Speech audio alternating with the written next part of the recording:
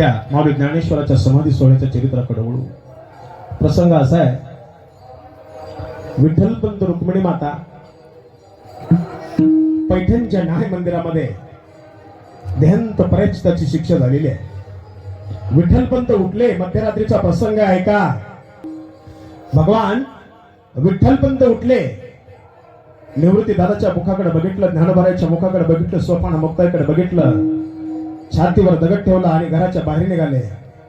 घराकडे पाठ आहे आणि रस्त्याकडे आपलं तोंड आहे. रुक्मिणी माता उठल्या, महाराज शेवटी आईचं अंतकरण आहे. एकदा निवृत्ती दादाकडे बघितलं, ज्ञानोबाराकडे बघितलं, स्वप्न काकाकडे बघितलं, काही वाटलं नाही. मात्र ज्यावेळेला मुक्ताईकडे बघितलं, अंगावरचे रोम उभे राहिले आणि आतलं ममत्व बाहेर आलं. आतलं ममत्व बाहेर आलं असं सांगतात, जयांगी मोठेपण थया यातना कठीण. हा, ज्याला मोठं व्हायचं ना त्याला दुःख दडवावेच लागतात, दुःख दडवावेच लागतात. ज्या वेळेला द्रौपदीचे 5 पुत्र मारले, आली द्रौपदी आणि कृष्ण परमात्म्याच्या छातीवर आपलं डोकं आपटलं आणि रडायला लागली. भगवान कृष्ण परमात्म्याने तिला छातीचं वेगळं केलं, म्हणलं द्रौपदे का रडतेस? देवा तुला माहित नाही का रे, तुला माहित नाही का माझ्या पोटचे 5 बाळ मारले रे कुणतरी, माझ्या पोटचे 5 बाळ मारले करे कुणतरी. त्यावेळेला भगवान कृष्ण परमात्मा म्हणले, वेडे माझ्या खांद्यावर डोकं ठेवून का रडतेस? आपल्या मनातले दुःख व्यक्त करायला, आपल्या मनातले दुःख व्यक्त करायला एकतर माईचा खांदा नाही तर एकतर बापाचा खांदा लागतो. माझ्या समोर का रडतेस? त्यावेळेला द्रौपदी माता म्हणली, पांडवाच्या कुळाचा नियम आहे देवा, जयांगी मोठेपण हे यातना कठीण. मला तिकडे रडता येत नाही रे, म्हणून मी तुझ्या खांद्यावर मस्तक ठेवून रडते. देव म्हणला, मी तुझा बाप आहे का, मी तुझी आई आहे का, माझ्या खांद्यावर का मस्तक ठेवून रडते? द्रौपदीचे रोमांच उभे राहिले आणि द्रौपदीच्या मुखातून शब्द निघाले आणि द्रौपदी माता म्हणले, कृष्ण माझी माता, कृष्ण माझा पिता, बहीण बंधू चुलता, कृष्ण माझा लाला, तूच माझी आई आहे, तूच माझी आई आहे, तूच माझा भाऊ आहे आणि तूच माझा बाप आहे. हे दुःख आहे महाराज, हे दुःख आहे.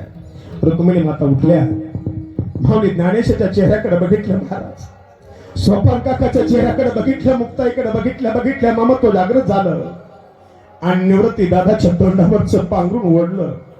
ओढल्याबरोबर निवृत्ती दादाने डोळे उघडले आणि डोळे उघडल्याच्या नंतर रुक्मिणी मातेने त्याला बाहेर आणून काय म्हणल्या, निवृत्ती माझे पती समोर गेलेत, माझे पती समोर गेलेत आणि पतिव्रतेचा नियम आहे, पतीची मता अनुसरून पतिव्रता. माझे पती जिकडे जातील मला तिकडे जावं लागणार आहे बाळ, आम्ही तुला सोडून निघालो. ऐका ना, असं वर्णन आलं ग्रंथामध्ये, जगामध्ये सगळ्यात मोठी काळ रात्र कोणती असेल?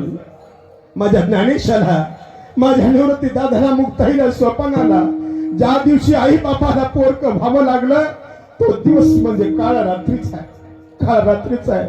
निवृत्ती दादा उठले, रुक्मिणी मातेकडे पाहिलं, काय म्हणले, आई काय अपराध झाला का ग आमचा, काय अपराध झाला का आमचा, आम्हाला सोडून का चाललीस? तुम्हाला सुखानं जगता यावं, अरे तुम्हाला सुखानं जगता यावं म्हणून आम्हाला जावं लागणार आहे. आम्ही गेल्याशिवाय तुम्हाला सुख प्राप्त होणार नाही, आम्ही गेल्याशिवाय तुम्हाला सुख प्राप्त होणार नाही. आणि रुक्मिणी मातेनं निवृत्ती दादाला आपल्या छातीला कवटाळून काय म्हणलं, निवृत्ती तुझं नावच निवृत्ती आहे रे, माझा सोपान लहान आहे, माझी मुक्ताई लहान आहे, माझ्या सोपानाला, मुक्ताईला आणि ज्ञानेशाला आई वडिलाची कधी कमतरता पडू देऊ नको.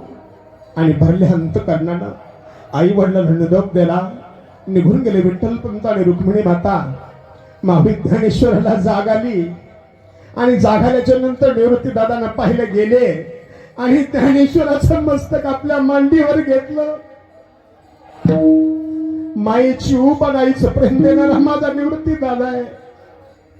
ज्ञानेश्वराला कळालं नाही ही रुक्मिणी नाही, माझा निवृत्ती दादा आहे म्हणून. का? ज्ञानेश्वराला, मुक्ताईला आणि सोपानाला जर माईची उबन आईचं प्रेम कोणा दिला असेल तर ते माझ्या निवृत्ती दादाने दिलं. दादाने दिलं, अंगावरून पांघरून टाकलं. सकाळ झाली, सूर्योदय झाला आणि सूर्योदय झाल्याच्या नंतर पाहतात तर घरामध्ये आई नाही, घरामध्ये बाबा नाही. आई वडील नसल्या कारणानं मुक्ताई आणि निवृत्ती दादाला म्हणली, दादा आईने बाबा कुठे आहे, आईने बाबा कुठे आहे? निवृत्ती दादाच्या पुढे प्रश्न पडलाय महाराज. आता या 4 वर्षाच्या मुक्ताईने मी काय सांगणार, या 4 वर्षाच्या मुक्तानं मी काय सांगणार का? अरे प्रत्येक संत महंतांच्या जीवनामध्ये प्रसंग आलेला आहे. ज्या वेळेला माझ्या तुकोबारायचं निर्याण झालं त्यावेळेला तुकोबारायची मुलगी सुद्धा म्हणू लागली महाराज बाबा के